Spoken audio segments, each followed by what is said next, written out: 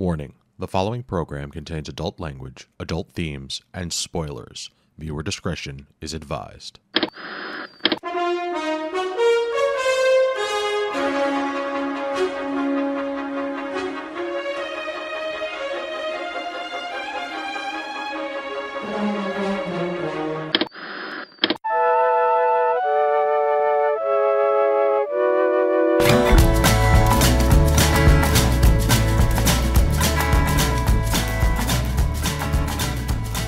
Good evening and welcome to this week's episode of This Week's Episode. It is the week of June 23rd, 2022. This is episode 255, and I am your host, Chris Randazzo.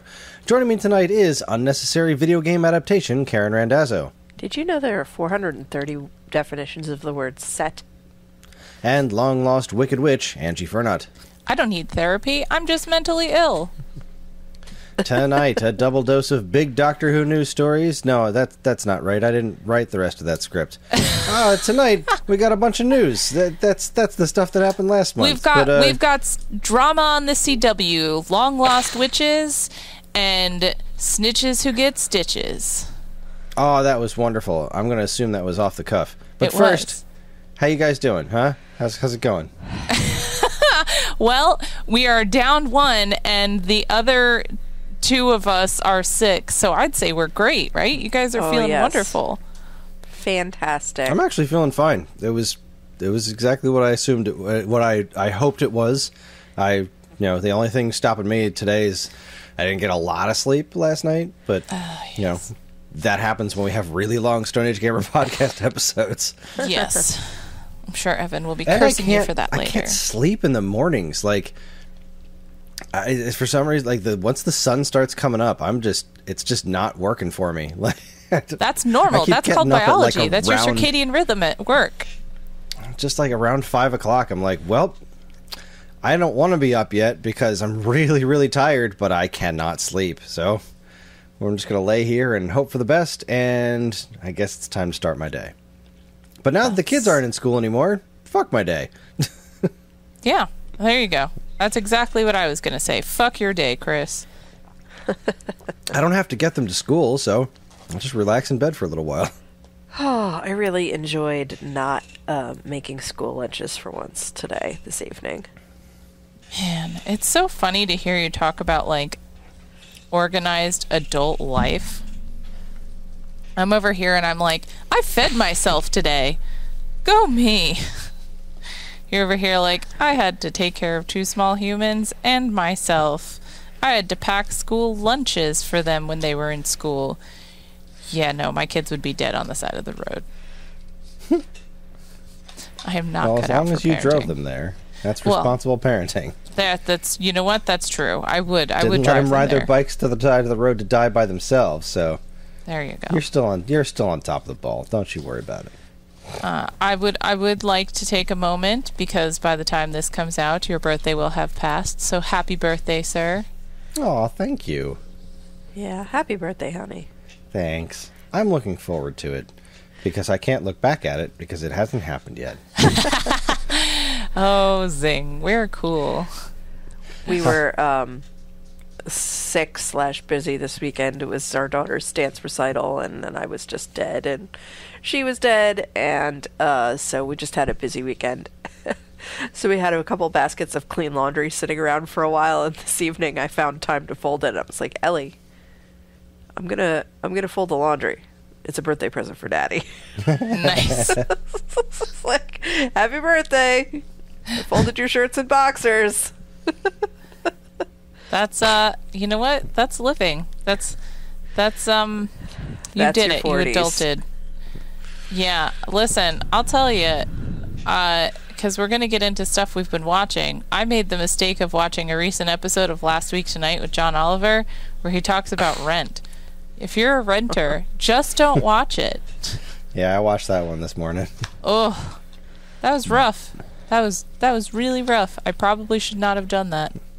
Yeah, there's a lot of shit about homeownership that I absolutely hate. Homeownership isn't a lot better than renting, but renting is absolutely the worst, and it has gotten worse since we've been renting. So, Yeah. you know, there is no positive as far as anything is concerned. Yeah. Welcome to the podcast. Everything sucks. Yeah, guys. everything, all Hey, of it, welcome. top to bottom. Thank you for being here, and fuck your day. You know. Hey, you know what doesn't suck is TV, and that's why we do this, because like Seriously, everything TV in is the United like States is top to bottom awful, like all of it. But TV top and notch. I'm gonna say maybe movies. I don't know, but TV in general has been really, really good lately.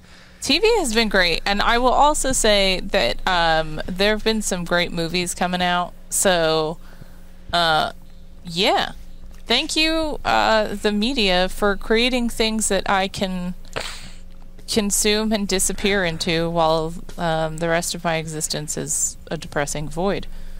Yeah, games are going well too. Lots of good games. Yeah. Been playing. Yeah, it's just entertainment is doing its job. Did I tell you that have you heard of Subnautica, the game Subnautica? I have. I actually started playing it a while back. I started playing it in March, and I just got back into it like 2 weeks ago. That game is ridiculous. I'm scared of everything. It's fun, though. It's very, very fun. But yeah, it's Karen, I don't know if you've heard of it, but it's basically you're a person who crash landed on another planet, and you are trying to survive, and it's all based on underwater exploration. Okay. But everything in the water wants to eat you, essentially. So there's that. Or kill you. You know, like real life. I was just gonna say that's not too different from real life. Yeah. I guess their capability of eating and or killing you is a little bit worse in Aliens. It's a little, stuff, yeah. but, There's like a teleporting alien. I don't like that one. I don't like it at all. There's a weird gas farting manatee thing. Those things hurt. They're poisonous. Don't touch them. It's not a friendly sea cow. But it's still pretty cool. Yeah, stay out of the water. They don't want you there. Yeah. That's the only place I can go. I have to go explore wrecks, and I don't know. It's cool. I like it. But anywho, how are you guys? What have you guys been watching? Because you know my list is going to be pretty short. Well, let's see. Since last we spoke, I've been continuing my Law and Order reruns over my lunchtimes. That's done now because the kids are home, and it's not really a show to have on while the kids are gallivanting about. So, guess I won't be watching that anymore.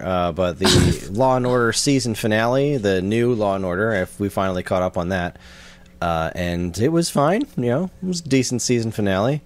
They really hyped up Benson guest starring from SVU. Like, they hyped that up a lot, and she was in a scene. Awesome. She like talked to him for a few minutes, like, yeah, I'll make some calls, and that was it. Oh. Wow. That's the big crossover, huh? What Yes, an indeed. appearance. Like, you shouldn't have even put that in the commercial. I'm glad it was there. It was cool. It made sense. It was like, you know, it was tied to like, you know, special victims unit, so it made sense. But like, man, they hyped that shit up. Like, and joining the cast of Law and Order. I was like, what are you talking about? Stop that. Stop that. Bad Law and Order. Go lay down. So You know, I don't know if it has anything to do with whether or not this reboot has been successful or not, but I know people like SVU still, so Yeah. probably trying to like hype things up with a crossover that was not really a crossover. Although, was there a related SVU episode that we didn't watch? I suppose that's entirely possible. I mean, I don't know. If you watch SVU, let us know, because we didn't watch it. Yeah. 'Cause I don't also, like that does anyone else like dread their kids being on summer vacation? Because it's so funny to hear you guys talk about it. Like, I just think about, I'm like, man, you guys got it kind of easy during the school year when your kid's off at school, but then spring break or summer vacation comes. What do? You just suffer. Yeah. Well, You just you make it work. Yeah, you make it work. You put everything that you need to do all day, every day on hold for as long as humanly possible, and then the few precious moments you get, you scatter to get those things done, and then you find other times to do them. You know, last summer I worked a lot of nights. That's probably going to happen again this summer. Wow. But I mean, who knows? My mom's going to be watching them 2 days a week. We don't know for how long or starting at what time, but we'll have a few hours 2 days a week. So I got like 2 days to shove a week's worth of work in, and probably a night or something like that, depending on scheduling things. Yeah, we make it work. It is what it is. And at least our kids are old enough to have the emotional maturity to understand that their parents need to work. Yeah. They don't always respect it, but they do understand, like, especially having lived through the pandemic and having done homeschool and being home during the day, they get to see what it is we do during the day. We're not having parties and eating ice cream and, like, dancing on the ceiling. I sitting at really our do desks think doing boring stuff. Yeah, I feel like when we're kids, we don't always think about that stuff, and like we just assume our parents are out like partying while we're at school. So that happens occasionally. Ellie really likes to try to help me with my work too, and like, oh, honey. It's cute.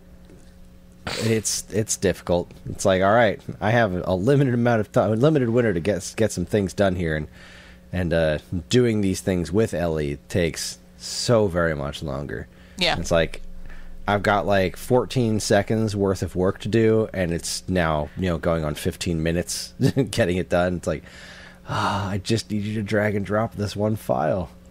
That's all I need.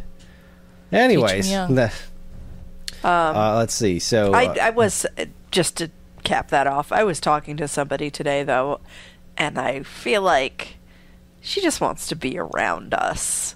So, like, if we can manage to give her something to do that allows her to be in the same space as us, it's going to be okay.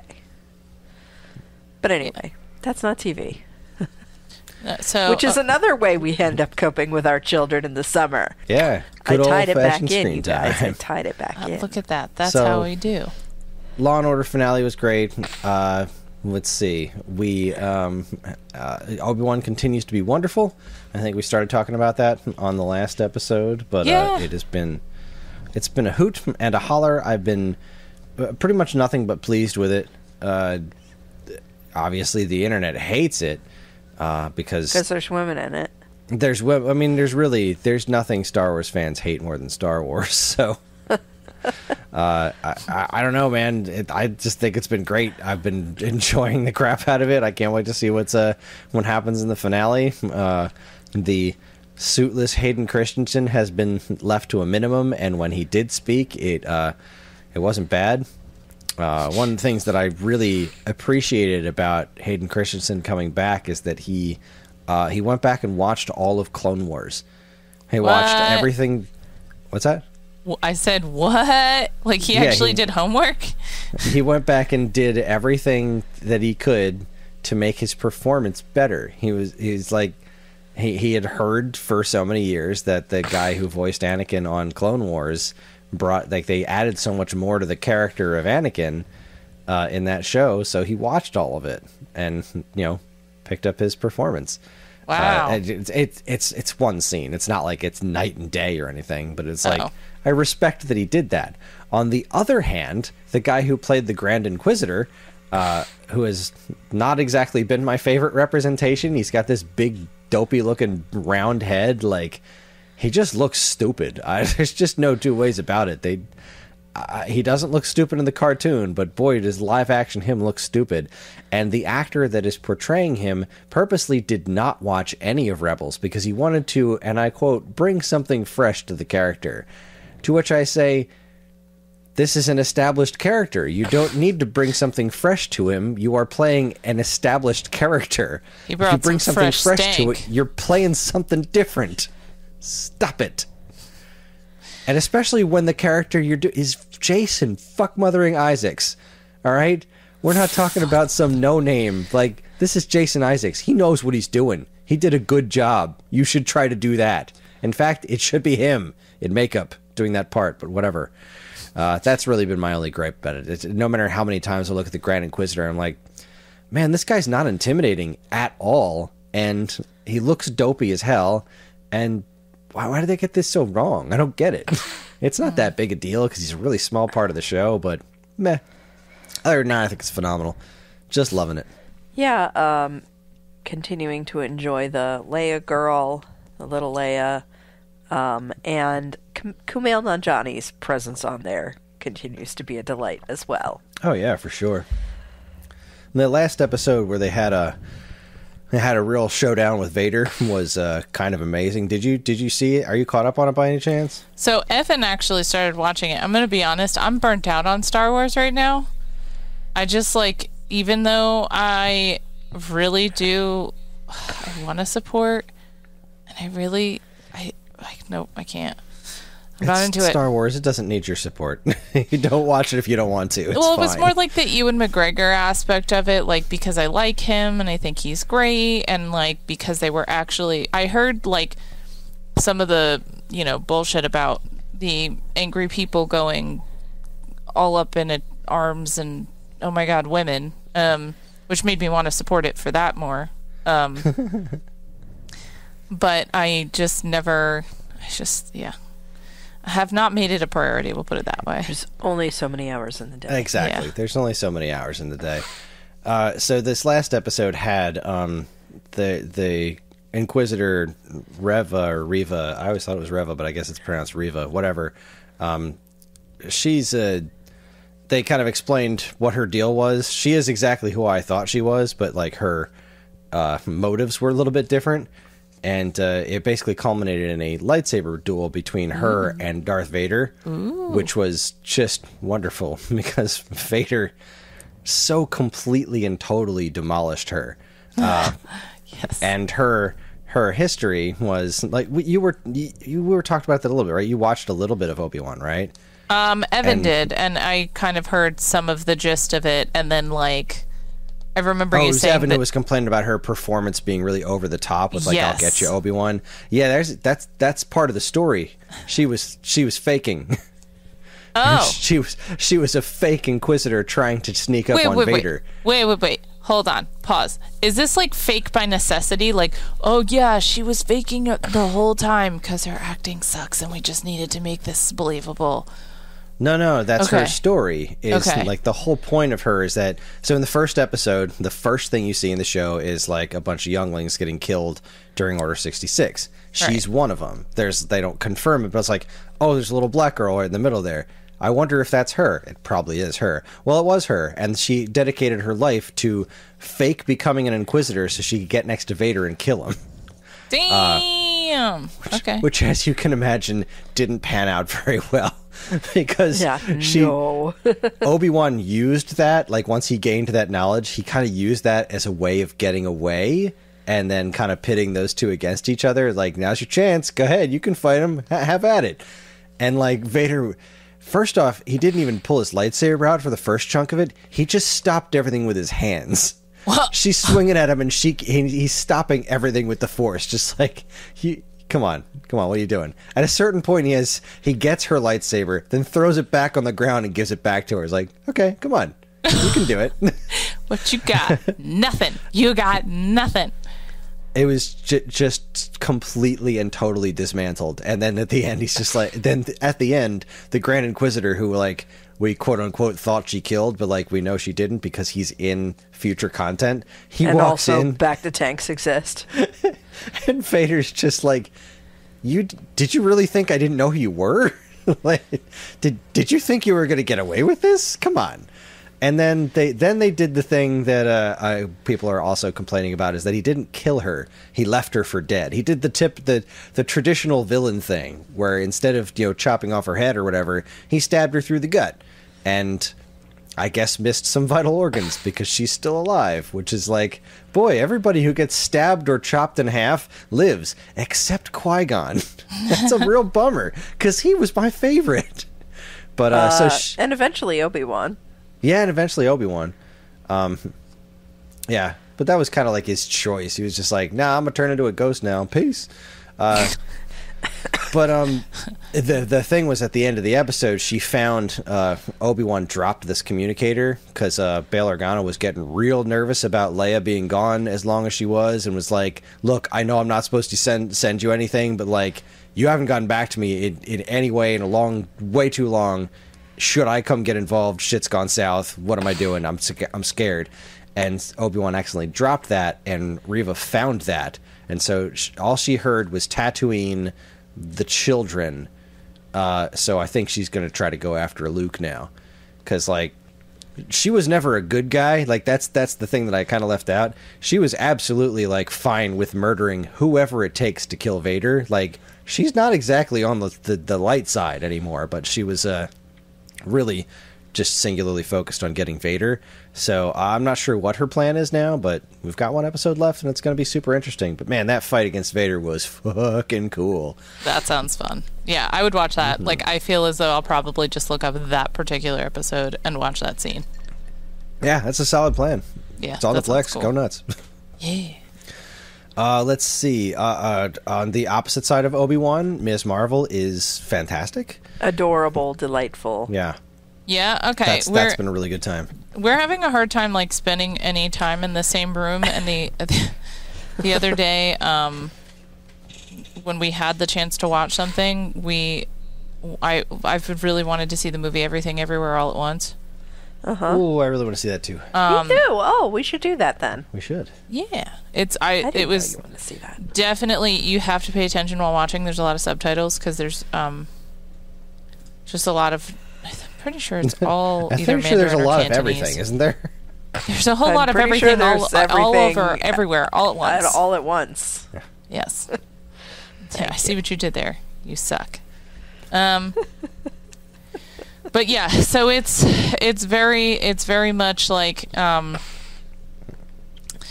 don't know, it's crazy and chaotic, but it has prevented me from really being able to watch just about anything with Evan because that was pretty much the only time in the last week we've been able to be together to watch television or much of anything. I think. Let me think. Yeah, we watched the first episode, and I don't think. How many are out now? 2 or 3? Just 2, I think. 2? Okay. Yeah, so we have not watched that one yet. And I don't know if he's going to want to keep watching it, because so far he does not seem sold on the concept. I think to him it may be a little bit too juvenile. I thought he was just too upset that she didn't have the stretchy powers. Oh, no, I think he's getting over it. Like, he feels as though they're, he's trying to get on board with it. He's trying not to just hate all over it, and I don't know. Maybe it is just the hate. I don't know. I'm trying to give him the benefit of the doubt. Damn you, Evan, come home. Well, I think it's been a hoot so far. It's just been a really fun show to watch. It is a little. I definitely feel less connected to it in some ways, just because it is very much. It does make me feel a little old watching it. Yeah. But at the same time, I'm really interested in what's happening. Like I want to know what's going on with the bracelet and her powers and what it's all connecting to and all that. Like I'm very interested in what's happening. So Yeah.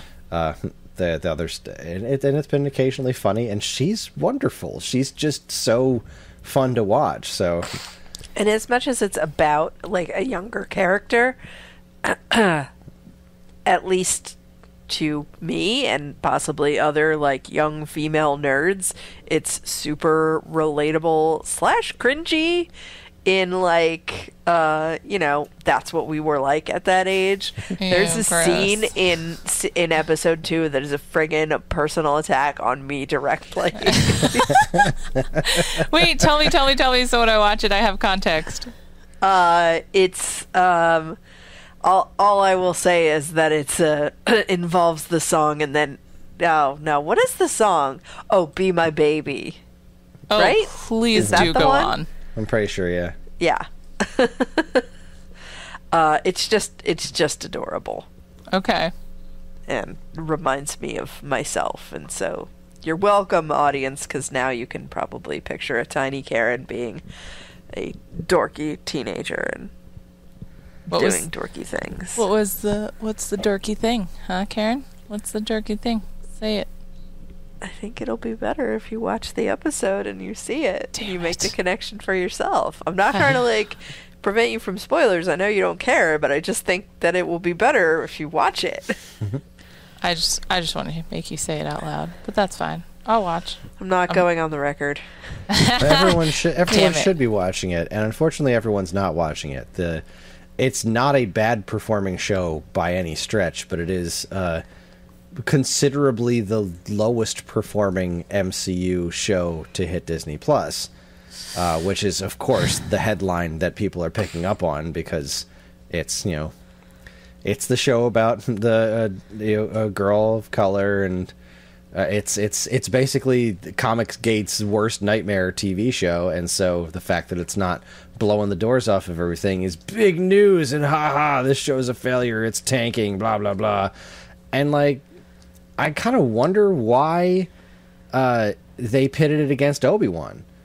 Like, I'm pretty sure a big part of it is like, well, a lot of people have time to watch one thing or the other, and if the one thing is Obi-Wan Kenobi, Ewan McGregor reprising the role that nerds have been begging for ages, or something new that a lot of people aren't connected to, then starring someone that they've never heard of before. Exactly. There's zero star power in this show. Even if you're not like a racist or sexist, you still don't know who Iman Vellani is. So I have absolutely no idea why they pitted this show directly against Obi-Wan. Like, why doesn't this come out on Mondays or Fridays or something? Like, or 3 weeks later. Or 3 weeks later. Like, it's not like Obi-Wan was a very long show. Just premiere this one when that one's over. I don't get why they had to do this at the same time. And it's not even going to get that much better afterwards because, Obi-Wan finale's tomorrow, New Ms. Marvel's tomorrow, and Umbrella Academy starts tomorrow. Oh, so crap. Yes. it's stacked against so many other established things. I don't understand what they were thinking releasing this now. It's not like there's the people were starving for content. It's not like it's fitting into a specific slot in the MCU, like timeline wise. Like, they could have waited or done this before Obi-Wan. There was time. There was other times to do this. And I think that's a pretty big part of why it's getting trounced a bit. However, the audience that's watching it is largely a new audience. It's resonating with young viewers, people that aren't already familiar with a whole lot of like the crazy MCU people and whatnot. It's resonating with a different kind of audience. So that audience is smaller, but it is new. So I think that if the show continues to review as well as it is, and once it picks up, it might gain more traction elsewhere as people finish Obi-Wan and decide to jump into this one if they're not also watching Umbrella Academy or The Boys, which is like maybe the opposite of this show. I mean, it's also phenomenal. Oh yes, absolutely. Wow. But yes, talk about anti-wholesome. Yeah, it is as not wholesome as TV can get. And they're as all the ads have been telling me nonstop this week, they're doing Hero-gasm this week, which I don't know that I didn't read The Boys, but I was aware of Hero-gasm when I worked in the comic book store, and it's not something I ever wanted to see in live action. So I guess we'll see. What is Hero-gasm?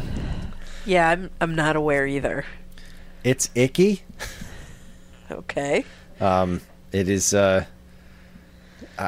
don't know enough details to really go into it, but I mean, it is. If I remember correctly, it's very Homelandery and gasmy and powerful. Yeah. I don't know. I'll wait to see. Yeah.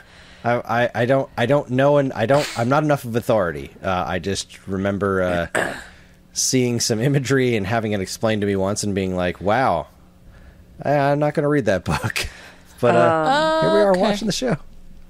I did just read a brief synopsis. Okay. Do you want any information on this? No, thanks. Yeah, Okay. no, we're good. I'm okay. I think I have a general idea, and I'm just going to leave it at that. All I can say is orgy. Yeah, Fun. good times. And that's it. We have gotten to see more Jensen in the current Soldier Boy persona, Like that, his previous appearance was like in a flashback. Yep. And then last week he was like unfrozen from whatever thing he was in, which was full rear nudity. Hooray! Dat ass though. Yeah, I mean now we know that. We never knew that before. What his ass looked like, and now we know. Okay, wait. I have a confession. Sure. I knew actually exactly Maybe you what his knew ass what it looked looked like. I actually kind of did, because when I was at the Cubert School, we had a project where we had to draw characters that we were fans of, and one of the choices that I made was to stupidly look up pictures of Jensen Ackles and Jared Padalecki, and Jensen has a background in modeling, and there is a picture of him laying on his stomach and reading a book, and for some dumbass, God unknown reason, his pants are pulled halfway down his ass. So you see his butt in this modeling photo, and I remember thinking, I know this is supposed to be enticing, but it's so impractical that it's distracting to me, and also that must be so uncomfortable, and where is the zipper? Like, Right. I like couldn't get over, and so it always stuck with me. And I was like, damn it, Jensen, this was the time for me to see it, and you ruined it for me, sir. You ruined it. So, Well, hopefully it'll be better. Ass notwithstanding, he he walks the walk and talks the talk of a superhero, albeit a boys universe version of a superhero. But he fills out the suit. He's got the he's got the posture. He's got the whatever. Ask He not embodies what that. he can do for you. He is not America's ass, though. No. I'll say that. That is not America's ass. Oh no. Oh, poor man. Okay. It's teeny. That's what I was thinking. It's going to be so itty bitty. Oh man, I'm sorry. You know what? If you're confident enough to show your bare ass on television, good for you. Yep. I didn't say it was bad looking. It's just small. Cute. Anyway, asses aside. The only other thing I will mention is that we watched a particularly great episode of Strange New Worlds. What was it, last night or the night before? And that show continues to also be an absolute delight. It's just really good Star Trek, and I'm so happy that it exists. And this last episode was particularly good. So, Yeah, and it struck me because it seemed like the level of the events happening, it was like finale level, like season finale level, but it was just episode 3. And we're like, damn, everything is going wrong. Like, everything that happens makes it more likely that they're all gonna die. Oh jeez. Is this how Star Trek always is? and sometimes, yeah, it's like every now and then, just mid-season or whatever, you just get an episode where everyone's in danger, the stakes are really high, and Star Trek's great, man.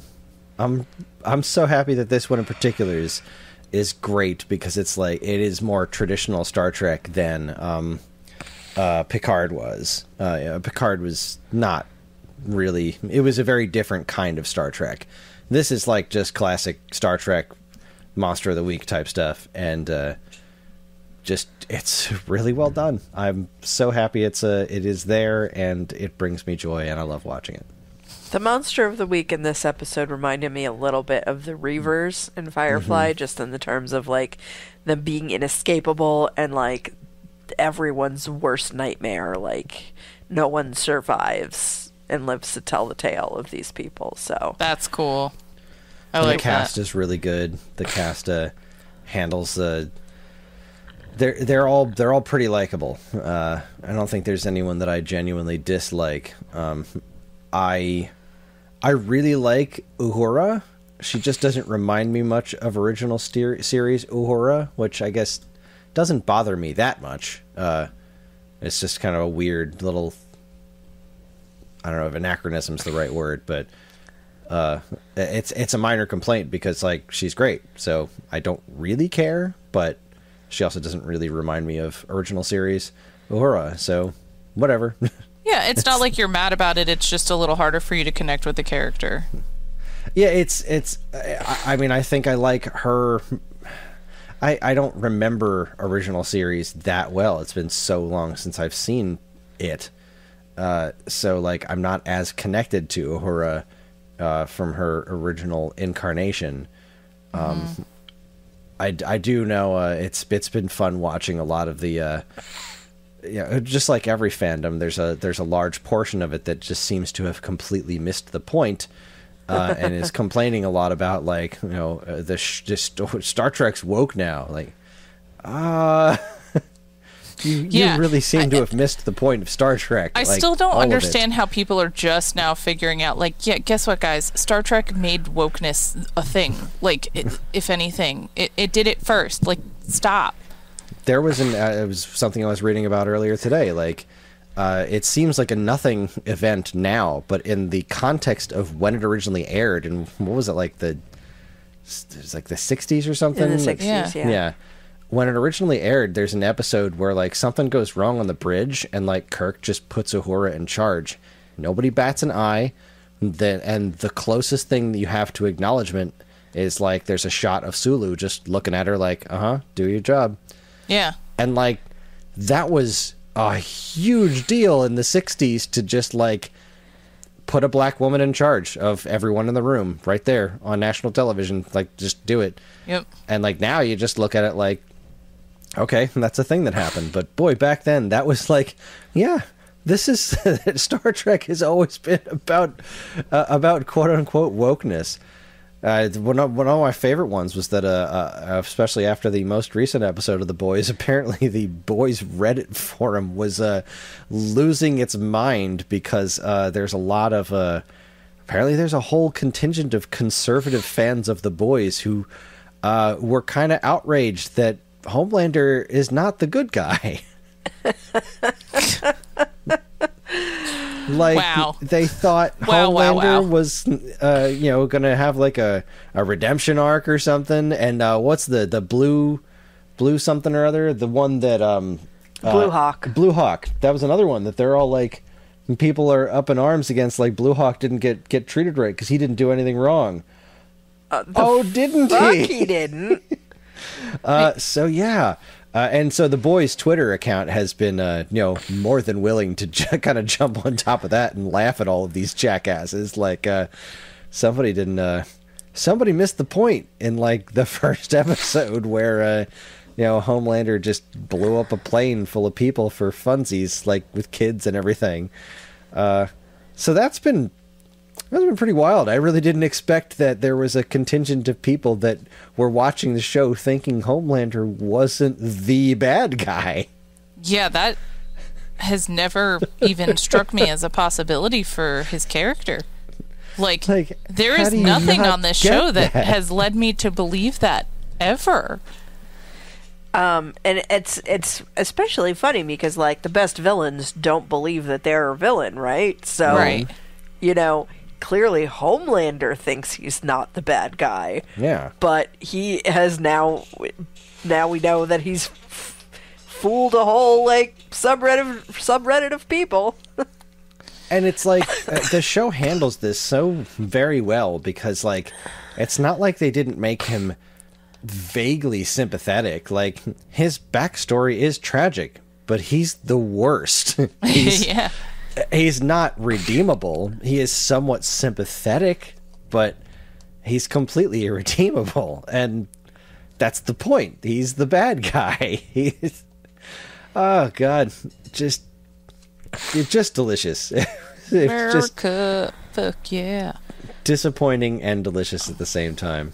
A real shocker. But yeah, that's everything I got going on. Nice. And the only thing that I have to add is that on my own time, I started watching season 2 of Girls 5 Eva. Sorry. I just never get tired of the name of that show. It's so ridiculous. It's so perfect.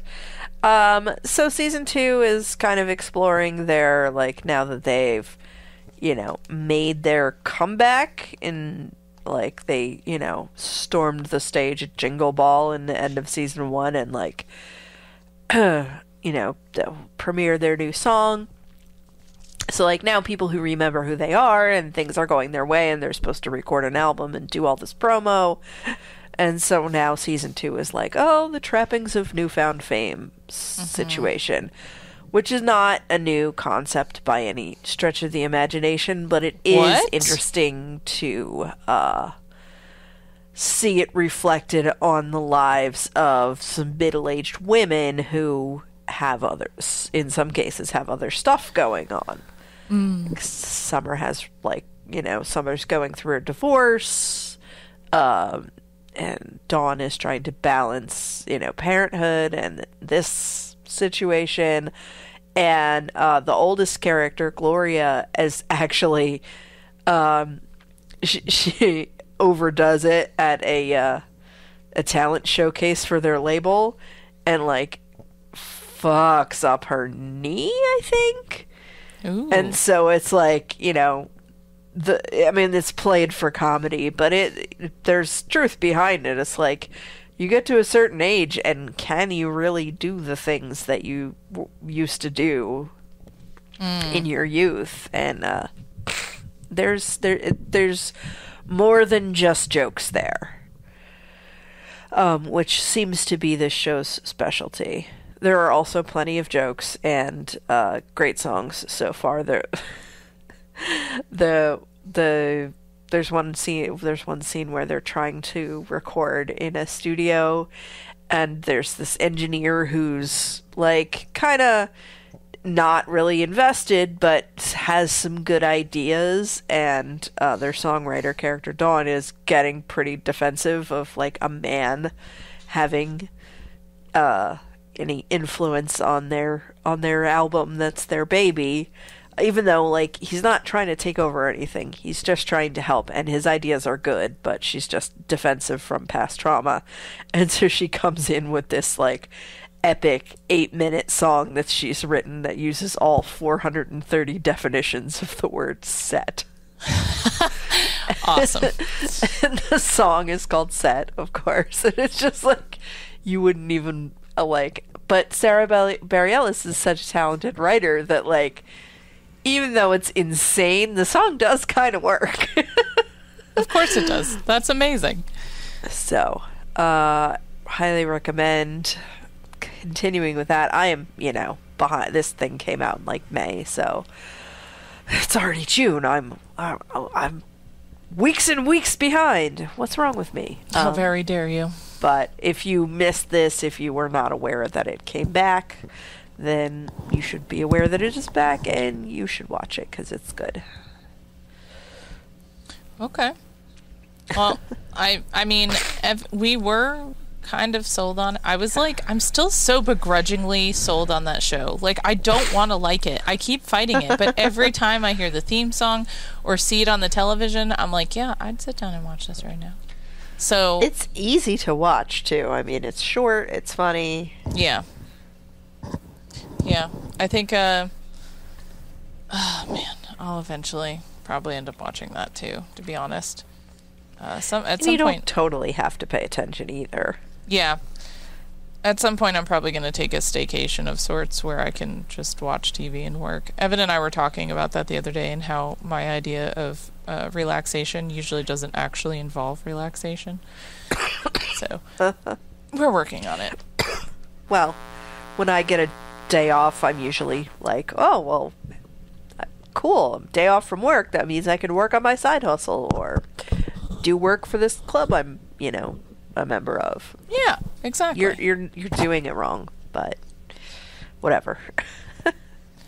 So, okay, so Girls Five Eva, excuse me, will have to be added to my list.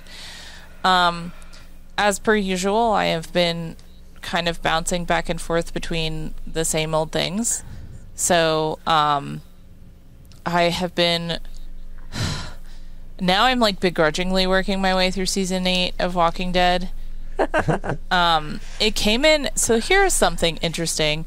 Walking Dead actually came in handy for me while teaching a class recently, because I had to teach teenagers, and Man, if any of you who are listening have a teenage child or work with teenage children, please reach out and tell me how not to want to hate them, because they suck.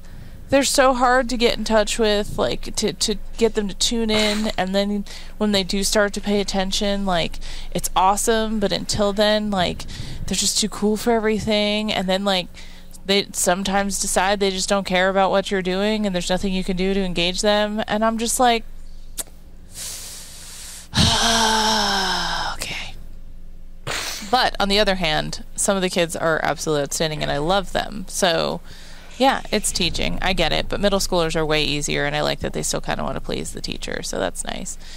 But I had a student who we did, like, kind of survival apocalyptic scenario, and the students, I was like, all right, everyone at the table, there was, like, 4 to 5 kids per table. I was like, every table is now a group of survivors. Your mission is to stay alive. And... they had to design their characters in this world and what their characters looked like and what kind of role they had. And I was like, well, maybe you need to name, like, one of your skills. And he's like, one of my skills. He's like, existing. And I was like, well, there's a character for that. And I started talking about Eugene from Walking Dead, because his whole thing was that he wanted to stay alive. He wanted to exist. So he convinced everyone that he was way more important than he was. And it was really, really cool. So thank you, Walking Dead, because you were a great and useful show. However, season 8 is just awkward close-ups. A lot of awkward close-ups. Like every other episode, it's dramatic music and then a literal minute and a half of panning slowly. Ken Burns' faces slowly, dramatically, cutting across the screen for no goddamn reason.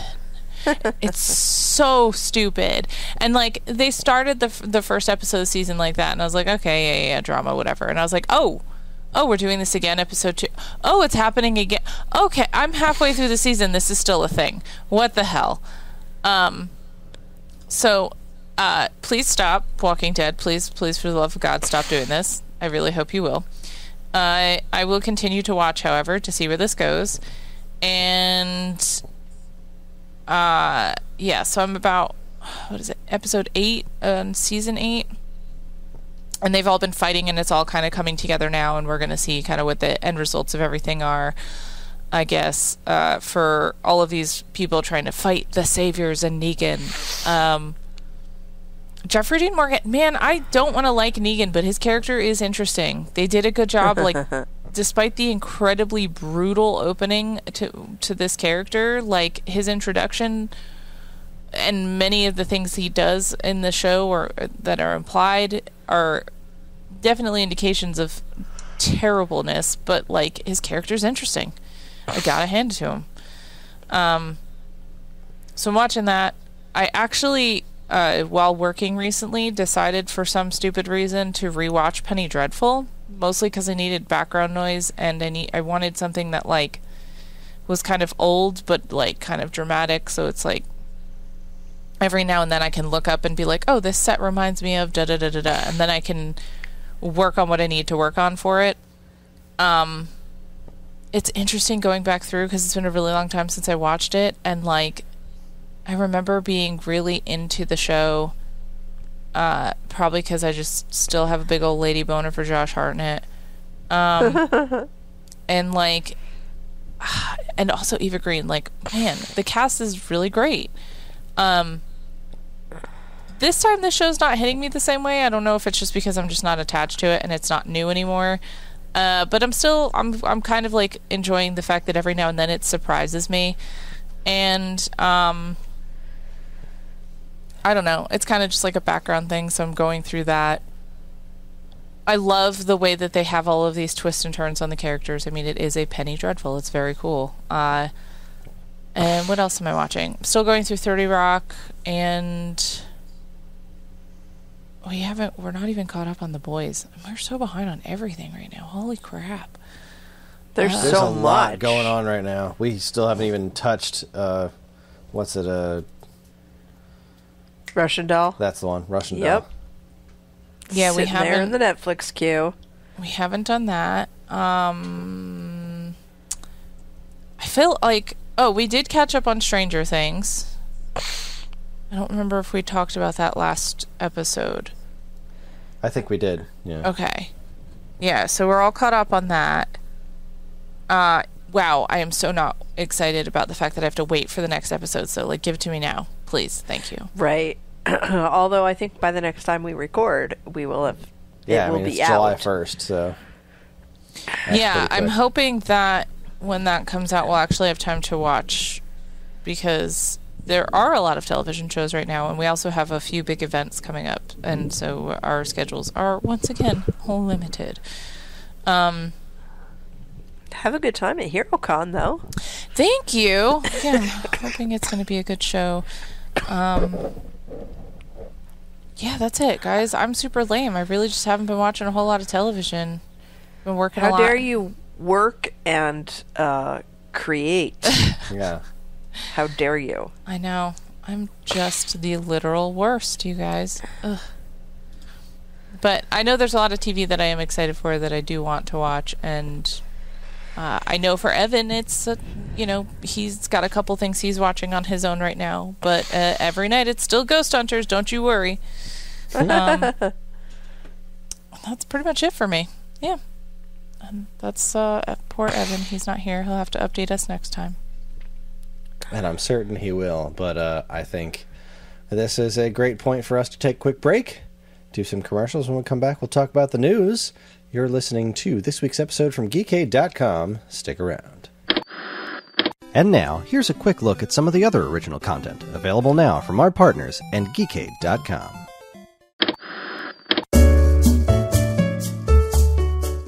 First up, on an all-new Sparkcast, what happens when the Autobots turn evil? Our favorite robots in disguise go on a rampage. That's what happens. The Decepticons have used stealth technology to infect the Autobots with an evil personality virus, I think. It's all a bit confusing, but all you really need to know is the Autobots are now evil. So who will save the world from them? Let's find out. Plus, Thomas notices the true Decepticons VIP. Charlie still can't get over Blue Streak not being blue. And in our character spotlight, we learned the identity of an Autobot who showed up in the original 3-part pilot, but then vanished forever. Or did he? Don't miss all the action in Sparkcast Episode 60, TV 20, Attack of the Autobots. Next, in an all-new episode of the SNES podcast, Greg and Joe look at an underrated and rare game called The Twisted Tales of Spike McFang. Suggested to us by our very own me, this Zelda-like action-adventure game is cute, whimsical, and has a very heavily Japanese influence, and is also very expensive if you want a real physical copy. How cool is a sneaker-wearing vampire who fights with a cape and a hat, eats tomatoes instead of drinking blood, and fights garlic monsters? Find out in the SNES podcast episode 191, The Twisted Tales of Spike McFang. Finally, imagine you were in charge of a movie studio who just got the rights to an established, successful fantasy property to make a movie out of. Do you respect the source material and give the audiences what they want? Or do you get cold feet, lose all faith in the property you paid good money on, and make a movie about how your fantasy characters would act in the real world so you can ground the fantasy property? Well, back in the 80s, a Masters of the Universe movie got made, and very little of it takes place in Eternia, so you tell me.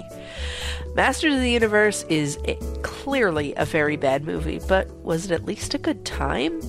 Paul, Sean, and Chris watched it to find the answers you're looking for, and they learned quite a lot, including the disturbing history of Skeletor's design. Hear all about it in A Theater Near You, Episode 16, Masters of the Universe. It will come as no surprise that Sean Doyle actually knows a disturbing amount of Skeletor's physical design history, which is amazing. But, you can, for all this and more from us and our partners, be sure to keep your eyes on Geekade.com.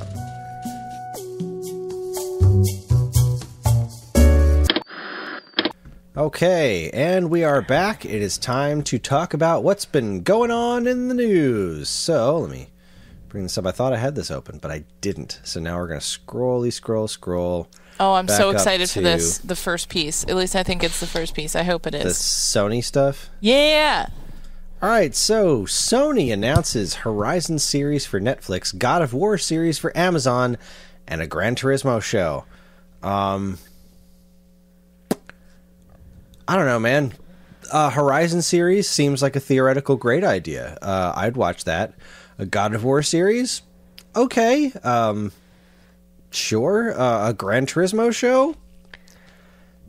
Gonna have to find out what that's about. Yeah. It's not like there's a plot to Gran Turismo, but if it's just a show about cars, then, you know, cool. If you just want to do an informational show about cars, because that seems to me all Gran Turismo is like just making cars and making them look really real. So maybe it's just like on today's episode, we're going to count every stitch on the leather seats in this car.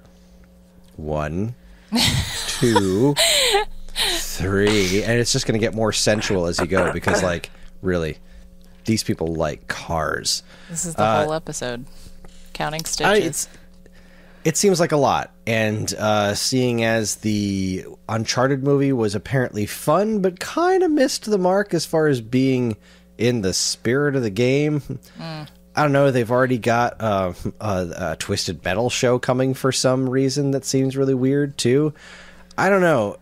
It's making me nervous. I think Horizon is a good idea for a show. Honestly, that was the only thing I was really excited about, because I think that the Horizon universe is so well developed and the characters are so interesting that, like, there's a lot to play with here. Like, to me, oh my god, Star Wars fans are gonna at me.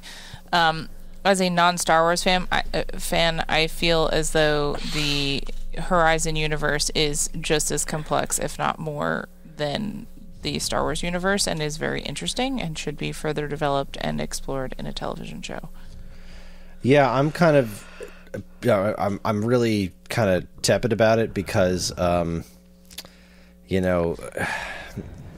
I just get nervous about Sony greenlighting a bunch of shit at the same time. Kind of makes me think it's not going to be of a very high quality. Well, I mean, Marvel comes out with their phases, right? So I feel like Sony's just trying to be like, look at the stuff that we want to do. Be excited, because they don't have anything, like, no dates are confirmed. It's literally just that it's happening. Yeah, and I'm just saying it makes me nervous, that's all. That's fair. I'm not saying it's not going to be good. I'm saying it gives me a bad feeling that it might not be good. But would you say you have a bad feeling about this? I would say this, but I also agree. The thing I liked about Horizon was the world and the characters and the story. I didn't like the game itself, so that's why I kept falling out of it. I wanted to know what happened next. I was interested in Aloy as a character and everything that they were doing there. I was into that. It was when I actually had to play the game is when I stopped having any fun. So that and that was my issue connecting with it. So if you can give me a TV series that does that story justice, then I'm into that. So I will gladly give that one a shot. Just makes me nervous is all. Yeah, that's fair. Let's see here. Next, this comes from The Hollywood Reporter. Star Wars Celebration teases Mandalorian Season 3, Obi-Wan, and Andor. So let's see. Mandalorian Season 3. There's a shocker. We already know about Obi-Wan. That's been happening. But this trailer for Andor I thought was really interesting. I wasn't entirely sure what this show was going to be. And I think it looks really interesting. I loved Rogue One. I think Cassian Andor was a great character. And I love expanding Star Wars. Like, I love The Mandalorian to death, but there came a certain point where it's like, can we just get away from, like, this is a galaxy, all right? We're just sticking with the same tight-knit group of situations and people and places. Like, I'm sick of Tatooine. Like, let's see all the rest of the really cool stuff that we've seen, like, in animated shows. And, well, let's see these different locales, which is one of the things that's excited me so much about Obi-Wan. Like, I thought it was going to be, like, all Obi-Wan on Tatooine, and then it turned out to be not that at all. So, hooray. And this Andor show just looks like completely different. I'm really into it, and I know Cassian Andor has a pretty nasty backstory, which he alluded to in the movie, and I'm very excited to see it. And so I think it looks great. I think it looks really, really great. So that was a big yay for me. So you're like still pretty excited about new Star Wars content coming out. You haven't reached a point yet where you're like, no, I'm good, thanks. No. Okay. No. Okay. That will never happen. Nah, that as long as it's done right. It started to happen with like when Solo came out in theaters. I was like, nah, you're doing too much too quick, and you're not doing it right. But then they changed the format. They're doing TV series and movies, and they seem to be doing stories that are worth telling instead of doing things for the sake of doing them. Because that was part of the problem with the sequel trilogy and with what was happening with Star Wars at the time. They were like, all right, we bought this Star Wars property. We need a new Star Wars thing every year, no matter what. And they just kind of misread the room. And now we wound up with Solo, which was not a bad movie, but it was a movie that doesn't really... it's a movie that doesn't seem to have a purpose. And if you're going to tell more of a character's story, there should be a purpose to it. Yeah. And like there's a purpose to Obi-Wan, so I'm into that. There's a purpose to Andor. I'm into that. Even stuff that I'm not crazy about, like the Bad Batch. At least I understand the purpose of it. So yeah, pile it on. And things have been going well in the comics. Things have been going well in the movies and TV. So as long as it continues to be good Star Wars content, or at least good adjacent, like Boba Fett wasn't good, but it was great. Yeah. Yeah, I will never argue that show's quality. Like that had some problems, but I had so much fun watching it that I didn't care, and that's all that really matters to me. I mean, then as a fan and as someone who appreciates it, I'm glad that that's what you're getting out of it. Like that's cool to hear. Yeah, it's just like any other comic book property or whatever fandom property. As long as it's quality content, I'm in. Do as much of it as is worth doing. So that's where I'm at. Okay. Let's see. We got another story here from IGN. This is upcoming and next Star Wars movies and TV shows 2022 release dates and beyond. Star Wars Celebration happened? Correct. Yeah, this was Celebration happened since our last episode. That's why this is all here. So let's see. Obi-Wan we know about. Andor is August 31st. Tales of the Jedi animated TV series. That seems pretty interesting. We're going to get some young Count Dooku stuff in there. That's going to be pretty interesting. Bad Batch Season 2 is coming. Mandalorian Season 3. Young Jedi Adventures animated TV series. This is another like a show for kids, so that's cool. I like that exists. Star Wars Visions Volume 2. I thought Star Wars Visions Volume 1 was great. Ahsoka's next year. Skeleton Crew. This is super interesting. It used to be known as a project called Grammar Rodeo, and I'm trying to remember exactly what Skeleton Crew was, because I remember looking at it, or one of these YouTube channels I follow talking about it, and I thought this seemed like a really interesting idea. This did not seem new to me for some reason. I felt like I had heard it before, and I don't know why. I don't either. Okay. Skeleton Crew was announced at Celebration. This is coming from MovieWeb.com. While the information regarding Mandalorian Season 3 and the reveal of Ahsoka teaser certainly drew fans' attention, the reveal of Skeleton Crew slipped under the radar somewhat due to being an entirely new series that no one expected. Blah, blah, blah. Except for me, apparently. Just kidding. It was a fever dream. What is it? Skeleton Crew was actually sort of revealed prior to Celebration when John Watts, director of Spider-Man No Way Home, hinted on his Twitter that he wanted to make a Goonie-style story set in a galaxy of Star Wars centering on a bunch of kids. That's what this is. Right. So the show will center around a group of children, all roughly around 10 years of age, who get lost in the Star Wars galaxy and need to find their way home. It is worth noting that during Star Wars Celebration, screenwriter Christopher Ford said that while the show will be about kids, it's not necessarily for kids. That sounds like a really fun thing. I am all about a bunch of kids being lost in the Star Wars universe trying to get home. Nice. There's Star Wars The Acolyte, Star Wars Lando, and I'm interested in this Lando show. I hope it is like it's got both Billy D. Williams and Donald Glover. Donald Glover in it. That would be really cool. Not necessarily TV, but well worth talking about. Taika Waititi's got a Star Wars project, and that's going to be apparently the next movie of Star Wars is going to be his. Yeah, see, that's the thing. Anything Taika touches, I'm like, okay, I'll give it a shot. Like, anything Ahsoka Tano, I'm like, okay, I'm interested. But there's so few things that, like, I actually care about in the Star Wars universe. And I feel like I can't watch one if I'm not going to watch all of it, because I never feel like I fully understand what's going on. Don't worry about that.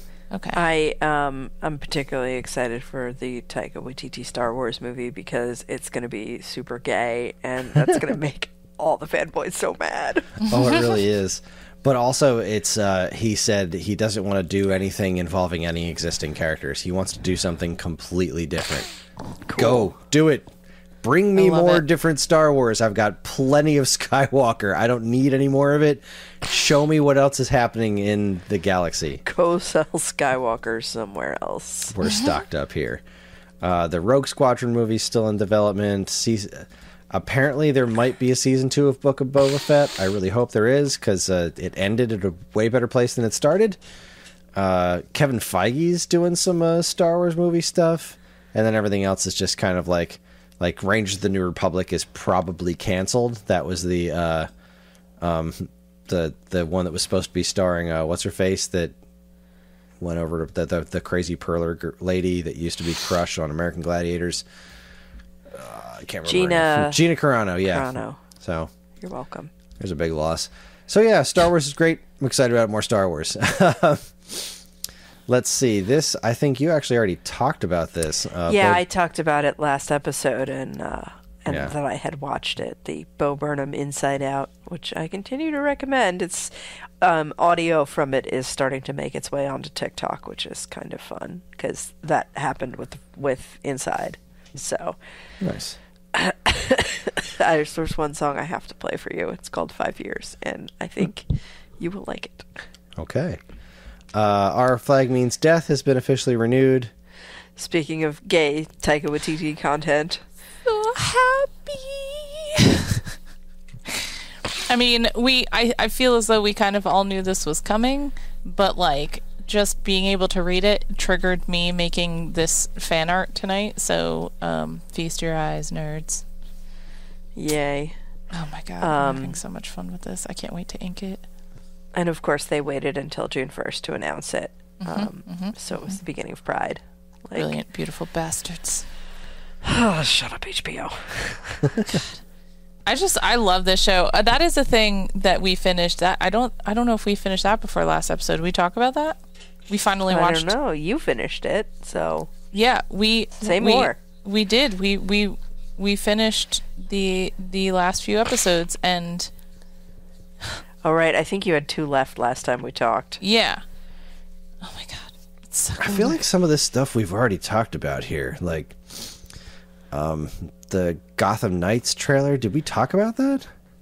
We totally talked about that. I'm covering stuff that I'm looking at news from June 6th. Nah, I guess we didn't. It's weird. I feel like we talked about a lot of this stuff. I had like major deja vu looking at some of this. I guess it is because of the fact that some of it we have talked a little bit about. Yeah. Yeah. So I'm just going to skip ahead to this Netflix Geek Week thing because I don't think there's anything else of true consequence here. Like, there's a Netflix cancel stuff. Happens all the time. Sandman date announced. Okay, it's coming to TV. We already know that. So let's see. Geeked Week 2022 happened. That was Netflix's. Hang on a second, though, because that date announcement came with the trailer. And the trailer was... we didn't talk about that?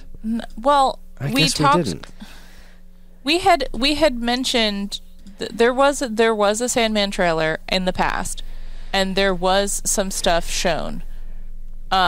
because I am the worst of the worst here when it comes to memory, I was going to ask you guys if you remembered if there was anything in this trailer that wasn't previously in a trailer. Because it seems as though there is more stuff this time. Yes, I think so. We watched a trailer breakdown of this. Okay. And it was... It pointed out, like, new stuff that we hadn't seen before. Okay.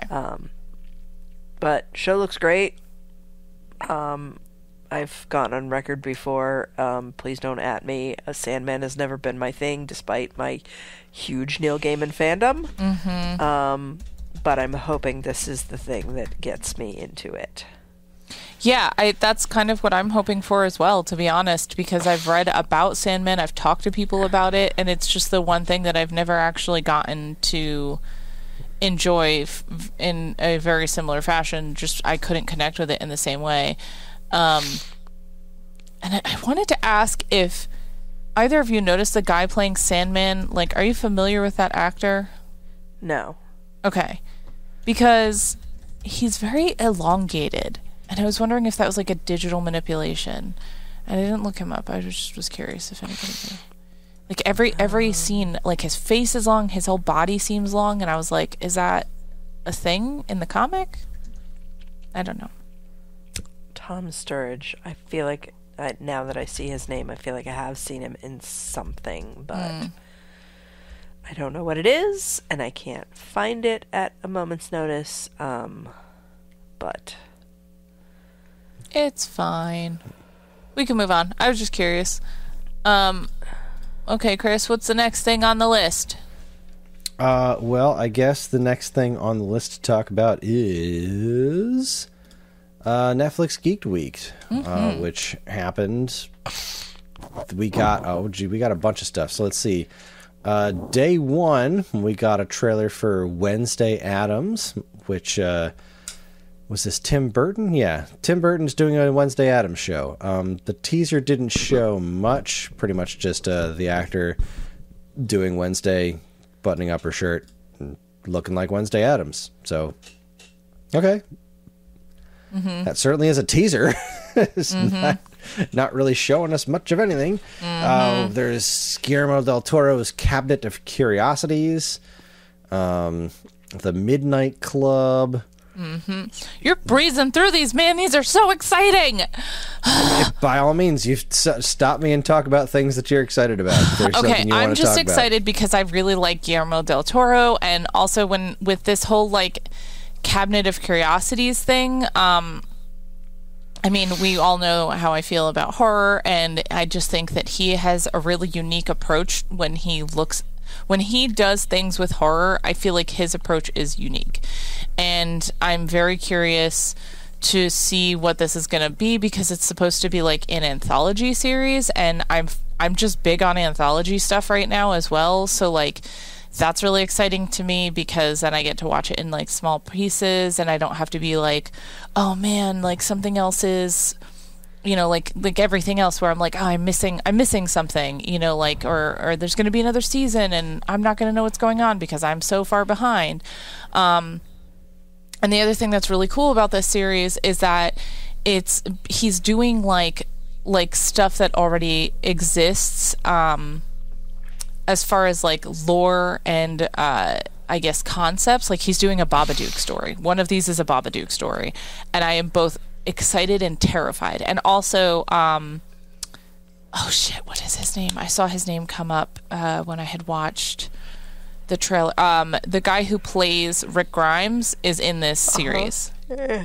Andrew Lincoln. Yes, there we go. Thank you. I'm always like, it's presidential. Okay. Yeah, so Andrew Lincoln is going to be in this. It's going to be really, really cool. And then the Midnight Club, that's Mike Flanagan. That's Midnight Mass and the Haunting series, like The Haunting of Hill House, Haunting of Bly Manor. So I wasn't super impressed with Bly Manor, but I did like Midnight Mass. It was a very different type of thing, is the only way I know how to put it. Is like it wasn't quite the same as the other two, and I liked it for how different it was. This one is another haunted house-esque seeming thing, so it feels like it might be kind of returning to the usual formula, but like I'm kind of just looking forward to seeing what it's going to be. So that's it. And now I can be done. But I'm just like, oh man, because I don't know when this stuff is coming out, but I feel like it's going to be good, creepy Halloween vibes all around. Yeah, a lot of creepy stuff here. You got the Imperfects, which is certainly looks better than the Marvel Nemesis Rise of the Imperfects from ages ago. But that wasn't really a high bar. Sweet Tooth Season 2 is coming soon. I love Sweet Tooth Season 1. So nice to see that show get some acknowledgement. Lock and Key, we already saw, is wrapping up with Season 3, which I think is a great idea. I cannot believe the Winx saga is still a thing. I know. Oh my god, what the hell? I mean, apparently it's making someone happy, so bless it for being out there, huh? I guess. Warrior Nun. All right. Shadow and Bones. What is it? That's a wrap on Shadow and Bones. Season 2 is done recording, so I really enjoyed the first season of that. Looking forward to more. I kind of need to refresh my memory on that one. Yeah, kind of don't remember a lot that happened. You know what's funny? I disliked it, and it made it kind of stick in my brain a little bit. I don't know if I actually do need to be reminded. But I'm going to watch it. Manifest Season 4. I didn't know there was a Manifest Season 1. So that was neat. Never even heard of that one. I'm so glad you said that. Valhalla, Barbarians, All of Us Are Dead. Okay. Alice in Borderland, and there's the live action One Piece thing they seem to be putting a whole lot of effort into.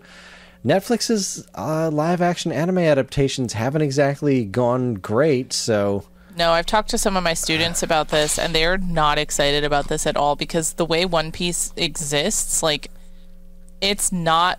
I don't know how to put this. It doesn't seem like the kind of thing that should be adapted to live action. No. Like, it's so weird and stylized. Like, I think part of the draw is that it's not grounded in reality. Like, yeah. It just seems like a weird idea of something to bring into live action. I don't get this one. Yeah, it's very confusing for me as like a person who hasn't really watched the anime, but has seen enough to know that like I don't. Did you watch the trailer that was in this one? Like the One Piece sneak peek? The thing about the boat. Yeah, I watched that. Yeah, like, so they have all of this really great concept art, and then they built the boat. Like, that was the thing that I found kind of fascinating, is like, instead of making it kind of like I feel like they could have used so many tricks to make it seem like a boat without making an actual boat. They built a fucking boat. They built a boat. Like, it is legitimate. They built the heck out of that boat. Yeah, they did. They built the shit out of it. And I think that that boat floats. I think they built the heck out of this, and it's going to be beautiful. And then the rest of the time, I'm going to be like, all right, cool. You know what? A lot of Cowboy Bebop looked really good. Yeah. But... like, that's the thing. I feel like this is going to be another one of those, like, why did you do this? But also, can you turn this into, like, a theme park? Like, did you build these sets so you could make money on people wanting to come see them? Because honestly, I don't see the point in this otherwise. I just don't get this. Anyway, that's my hot take. Moving on. Oh, let's see here. Come on, Internet. You can do it. Load up the webpage. There's a Resident Evil series. All right, Nerdist. Okay, Resident Evil. I forgot about that. I scrolled through the rest of it and was like, whatever. Yeah, Resident Evil. that got a trailer. Yeah. I mean, I never really get tired of Resident Evil content. This looks like it's going to be as ridiculous as anything else they have done with Resident Evil. But it looks like there's still a female lead, so I do just kind of love the fact that they're still doing that with this Resident Evil stuff, even though, like, Resident Evil books and games always seem to have, like, a balance of male to female leads. They just, in all of the things they make, seem to just lean into, like, nah, we're gonna put a woman in charge of all of this. And I'm like, You know what? That's kind of cool, though, because then you just get to see a really kick-ass woman, and I always enjoy that. All right. And right at the end of that article is a little like round table with the cast of Umbrella Academy, which like obviously we don't need to see anymore to sell us on Umbrella Academy, but like it comes out yesterday as this drops, and I could not be more effing excited. I did finish rewatching all of Umbrella Academy. That's I failed to mention, but holy crap, season 2 is so quotable. The whole goddamn thing's so good. So can't wait. That's very Sweet. cool. I'll have to look And at by that. the time you hear this, I won't have to. Fair. We're moving right along. Not long. Nerdist says that Christopher Lloyd reportedly joins The Mandalorian Season 3, and I stopped reading, because Good. cool. Yeah. But I do Yeah. love that they used a photo of him as Doc Brown in the in the article, because it just immediately cements in my mind like Doc Brown is just going to show up on Mandalorian. Yeah, I want him to do some really weird shit. That's what I want, so... Hooray. I do have a quick question, really quick, popping to the last article. Karen, under the Umbrella Academy thing was a preview for a show called First Kill. Have you watched that at all? No. Okay. One of my friends in the queer community has suggested that I watch it, so I will be watching it on their behalf, and I will report back. Apparently it was spicy, so Oh. yeah, with a hint of blood. Okay, moving on. I just need to ask about that. The Daily Mail reports that Ted Lasso star/writer Brett Goldstein confirms the Apple TV Plus series will end with the upcoming season 3. It was planned as 3 seasons. I am sad, but also excited, because I'm always happy to get more of this show. I'm sad I won't get even more of this show, but at the same time, if that was the planned ending, then good. Stick to your guns. Don't extend it because it's great and popular. Tell the story you want to tell. I think the best shows that I've ever watched are the ones where they do that, where they have a beginning, middle, and an end planned, and they fucking follow through. It bums me out. I have like 37 O's in the no that I posted in response to that, because I know you're both 100% right, but Doesn't make it easier. I could go for 10 seasons of this show. God, there's so much joy to be had in that show. To have it like limited to 3 is like, all right, I guess you got to tell the story you got to tell, and I get it and I respect it. But on the other side of that coin, I'm so happy when I'm watching this show. I don't want that to go away. Correct. Yeah, exactly. Oh, boy. So let's see. Geeked Week is back, and now we have everything from Animation Day. This was pretty interesting. We got Masters of the Universe is coming back. Masters of the Universe Revolution. I really liked Revelation. So, yeah. Give me more of Mark Hamill as Skeletor. Just give me more of that. He was amazing in that season of that show. It was a weird season of TV. It was very much, very deep fan servicey of Masters of the Universe, even in ways that people didn't like, but I very much appreciated it. But really, Mark Hamill hammed it so hard. There was so much ham, and I'm totally into it. Keep that shit coming. Full of ham and cheese, just the way I like it. Oh my god. Just ham and cheese sandwiches raining from the heavens. It was delightful. We got some acknowledgement. Oh, sorry. Go ahead. We got some Mark Hamill and cheese sandwiches. We got some acknowledgement of the Dragon Prince. A sneak peek of season 4, and it was definitely a sneak peek. They didn't really show much of anything. But it was acknowledgement that season 4 of Dragon Prince is happening still. So, which was very confusing because they said they were slashing their animation budget and getting rid of like all of the animated content. Yeah, I guess it was other things. They still have a focus on animation, just they're slashing a bunch of other stuff. And so they already renewed this thing for 7 seasons total, I think. So do you think it has to do with the Netflix after school concept? Because I was on it says like Netflix After School. Like, the whole thing is branded that way, as if it's supposed to be almost like a Toonami thing. I really don't know. I have absolutely no idea. That's an interesting thought, but I have nothing. I got nothing to add to that. Maybe. Okay. I just hope that I hope that it means. I hope it doesn't mean that they're not going to do any more interesting, cool stuff. Because apparently this Arcane show is really good, and it's obviously season 2 is going to happen for that. So hooray! Enter Galactic. It's an adult animated project from Grammy Award-winning rapper Kid Cudi. So okay. Yeah, but I got nothing. Love, Death, and Robots. He was in the Bill and Ted movie. Oh, yeah. Okay. Anyway, Yeah. that's my 2 cents about all this. So, yeah, Love, Death, and Robots, that show my dad wanted me to watch. That's getting more, so hooray. Farzer? Yeah, I don't know. I don't think there was anything else that really jumped out at me.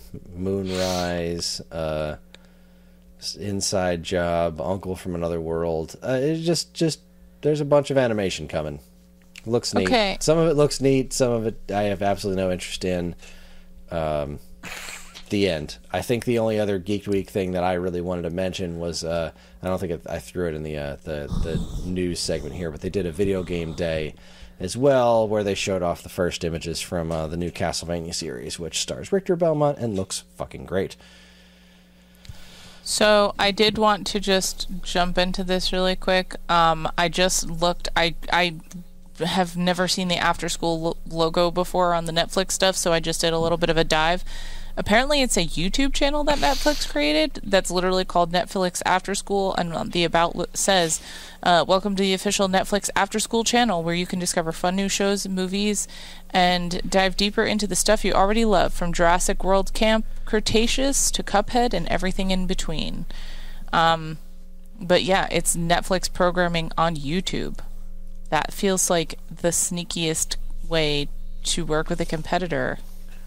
Yeah, that's wild. Very wild. Wow. Yeah, I need to know more about this. If any of our listeners know more about this, please feel free to post about it in the Discord, because I have actually been checking that a little bit lately, and I'd love to know more about this. Yeah, that's wacky. All right. Oh, sorry. Deadline reports Neil Patrick Harris boards Doctor Who as, quote, greatest enemy ever faced. Karen? I don't know. I wasn't even the one to put this in the feed, because like I saw it and I was just like, listen, Russell T Davies, I don't know what you're doing and I don't care. Just I'm so mad that I have to wait a year and a half for this fucking special that I know is gonna that he keeps saying, like, it's gonna blow everyone's mind. He's the greatest enemy the Doctor's ever faced, and David Tennant's coming back. It's like, what the fuck, dude? You are like, the hype train cannot start here. You're gonna burn down the station, aren't you, Karen? I understand that it's gonna air when it's airing, and you shot it when you shot it, and set photos are gonna leak, and these things are gonna come out, so you have to. But there's still Jodie Whittaker stuff left. Yeah, there's still Jodie Whittaker stuff left. Also, could you just confirm that they're in it and say nothing? And then as you're building up to the special, why the fuck are you just blowing all this shit now?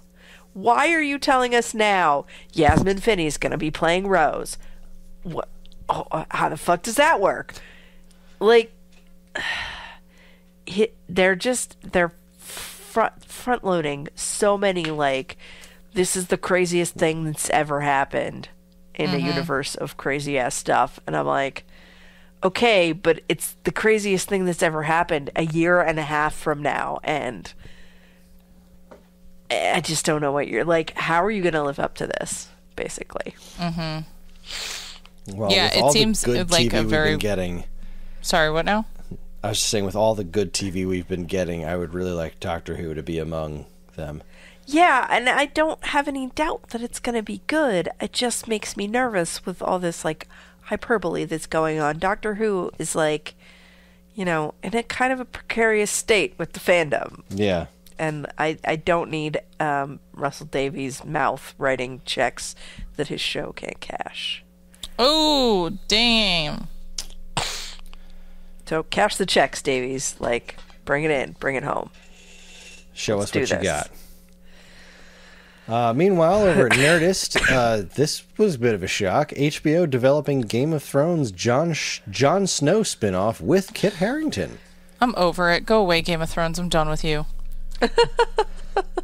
And HBO's like, no, please, come back. Yeah. We got Kit Harington back. He's cute, right? Yeah. We had a global phenomenon, and we shot it so hard in the ass.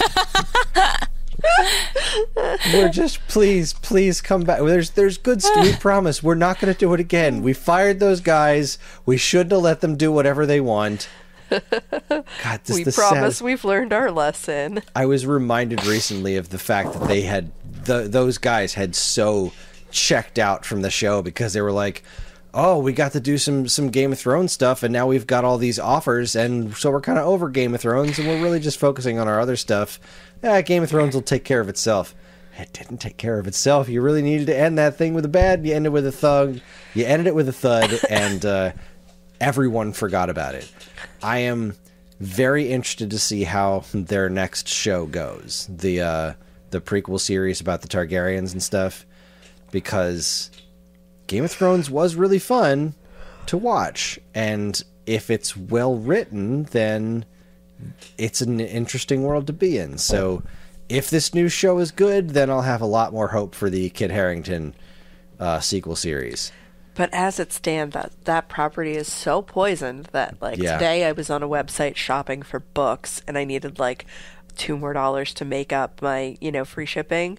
And I'm like, oh, if you buy books that are on these deals, then... So I'm like, all right, what books are on the deals? And the Game of Thrones books were on there, and I was like, I never did read those, and I don't want to. I was going to say, and you still didn't want them, because fuck it. Yeah. Yep. Apparently Evan is home. He doesn't want to scare you. Oh, I know. Oh, wait, I thought I texted him back. Did I not? I think I forgot to hit send. Sorry, guys. All right, back to...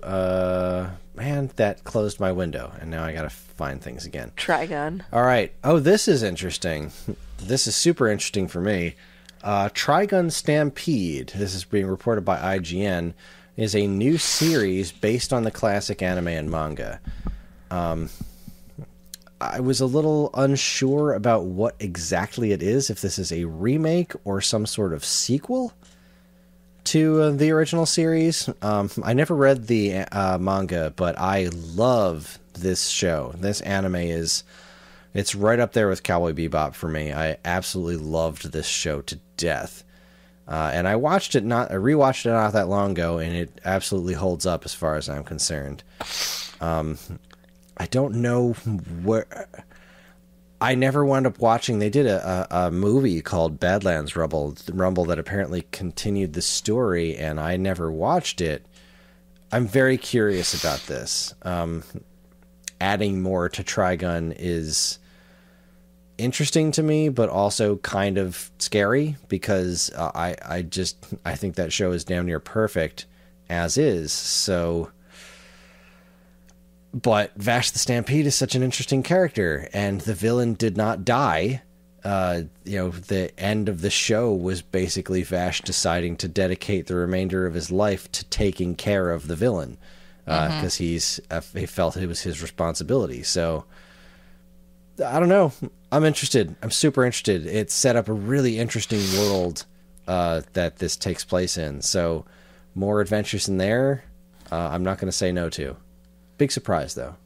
Yeah, I have to say, like, this was something that I remember watching Trigun a while back, and I would probably need to go rewatch it again, honestly. But this is another one that, like, I've just kind of heard the conversation coming up, because the series was so loved, and because they were, like, really, I guess, just they really loved Vash and felt for like his struggle and his suffering. They're really excited to see what comes next, and I think there's like this weird hopefulness that like maybe he'll actually have found peace in choosing this destiny. I don't know. Maybe. He's such a good character because he's such a good guy. Yeah. And it's a wonderful show. Trigun is just like, it's damn near anime perfection to me. It's way more anime than Bebop is. You know, it's way goofier, but I just love it to death. So I'm in. Sign me the heck up. And then the last thing I saw, I thought was particularly fantastic. There's been a lost episode of Sesame Street for a very, very long time, and apparently it has been found. What the hell? Somebody over on Reddit recorded it off TV and finally realized that it was missing and just put it out there. So, long time ago, Margaret Hamilton reprised her role as the Wicked Witch from The Wizard of Oz. And apparently this episode scared the shit out of kids. So they just removed it. And it's never been re-released since. And as far as I know, it's her only other time she's like reprised the role. And it's apparently a really cool performance. I watched a couple minutes of it. I was like, man, this is wild. Because it's like, you know, in full color in Sesame Street. And she definitely looks older, but still green as heck. Mm-hmm. It's crazy. It's just really, really cool to watch, and it's nice. It's in good quality too. So it's been. So you actually watched it? Not all of it. I watched like 5 minutes of it or so. Okay. You know, she lands on Sesame Street, and one of the guy, David, the shopkeeper, finds her broom and just starts sweeping with it. And she gets real pissed off about that. She's like, "Give me my broom back." He's like, "Whoa, don't talk to me like that. That's not very kind." I kind of want to see the rest of it, but apparently she kind of terrorizes everybody on Sesame Street, and it scared the crap out of the kids. So that is adorable. Absolutely wild. I love that this was like found. Actually scared the kids. Yeah, that's pretty awesome. She went all in on it, and I read this website's like breakdown of the episode, and apparently also Wiccans complained about like the portrayal of witchcraft in it, which I find slightly amusing. It's the Wicked Witch of the West and the Wizard of Oz. Come on. I'm literally flipping through the episode like right now, just clicking through different points on the timeline. It seems, oh my god, I can't tell you what happens. There's a spoiler. Yeah, I kind of want to watch the rest of it, just for the sake of being able to say that I did. Like, it's, I had heard about this a long time ago, that this episode had disappeared, and it just showed up in my newsfeed like, oh my god, somebody found this. That's amazing. It's just really wild to watch The Wicked Witch of the West with the original actor in different context, especially Sesame Street, of all places. But yeah, just seeing this in a different context is completely bananas to me, and I love it. Yeah, it's super bizarre to see this. Like, it's really strange. And whenever lost media like this is found, it always makes me so happy, because like, it was like when the Disney Plus came out and they finally gave us those Star Wars episodes of the Muppets. Like, they weren't on any of the DVD sets before, except for I think they were released in Europe, but like they were unobtainable for the longest time, and it's like, come on, why?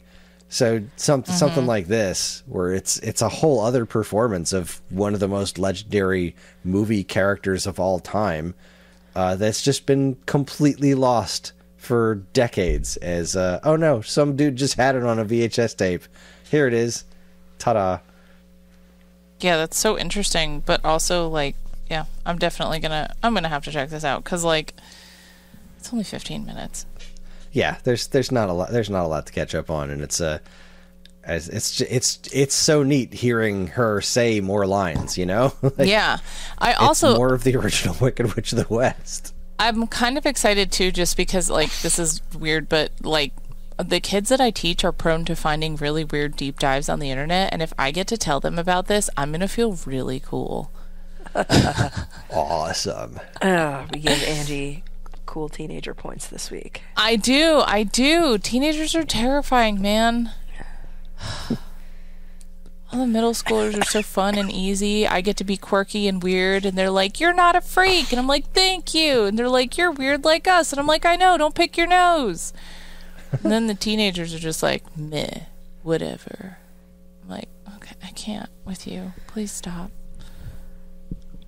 Anyway, Well, to be fair, you're teaching the arty ones who are especially like, meh, Meh. whatever. Yeah. I'm too cool. I literally had a conversation with one of them about how, like, they basically feel as though their generation is powerless to stop the world ending and that everyone coming before them is ruining it, and what's the point? And I was like, I want to tell you you're wrong. But, like, But are you? yeah. But I was like, you're here now. Like, live your life to the best of your ability and you know, trying to find the positive spin. And they literally just looked at me and they were like, you're dumb. And I was like, I'm just going to go teach someone who doesn't intimidate me, even though they're half my age and half my size. It's fine. Everything's Well, fine. I think that's the note we should end on. Yes. That is our show. This week's episode is not filmed before a live studio audience, but it is fueled by feedback from listeners like you. And you can get in touch with us in a multitude of ways. We have an official Geekade Discord where there's an entire This Week's Episode channel dedicated to all things TV talk. We're on Facebook, Twitter, and Instagram through the official Geekade channels or the more specific Twepcast accounts. And of course, the four of us can be found in various ways. I'm available on Twitter at GeekadeChris, that's Geekade KRIS, and you can read my work at StoneAgeGamer.com and in the pages of Nintendo Force magazine. Karen, where can people find you? They can find me all over the internet at STM Stitches on Facebook, Instagram, Twitter, TikTok, and Etsy. And Angie, where can people find you? You can find me on all the social medias. It is at AFernot. That's AFERNOT. And if you go check out my Instagram, you'll be able to see some of my thirsty fan art for Our Flag Means Death. And Evan can be found at Angie's house. Yes. If you need to know more about the shows we discussed tonight or what we'll be watching in the future, have a look at our show notes. And if you have any other questions at all, we can always be reached at mail@geekade.com. Just include the words "this week's episode" in the subject line so we know who you're trying to reach. This show is available wherever fine podcasts are sold, including Apple Podcasts, Spotify, Stitcher, YouTube, and more. And wherever you decide to listen, please like, comment, subscribe, and leave reviews because any and all feedback is welcome and appreciated. Again, as always, keep your eyes on Geekade for more fresh, original content. Let's give a refresher. What was our homework again? Angela? Did I pick? Oh my The god. 100, was it? I did. I kind of. Oh man. Yeah. I feel like I should have not picked something old that when there's so much new television coming out. But yeah, it was the 100, the pilot episode 1, season 1. Yeah. We're watching that, guys. Alrighty. Outstanding. Well, we've got some scheduling stuff to work out, so we don't know if there's going to be a bigger break between this episode and the next, but in case there is, don't worry, everyone. We still love you. We're just going to figure, life changes a lot. Life comes at you hard. We As just they bitched say, about life's children short and for, hard like a bodybuilding elf. Yes. We bitched about children for what, 30 minutes tonight? Like, I'm pretty sure they get that life is hard, right? Yeah. You know? All right, so that wraps it up for us. Yeah, that's all I got. I'm Chris. I'm Karen. I'm Angie, and Evan's home now. Hi, Evan. Good night. And this concludes our broadcast day.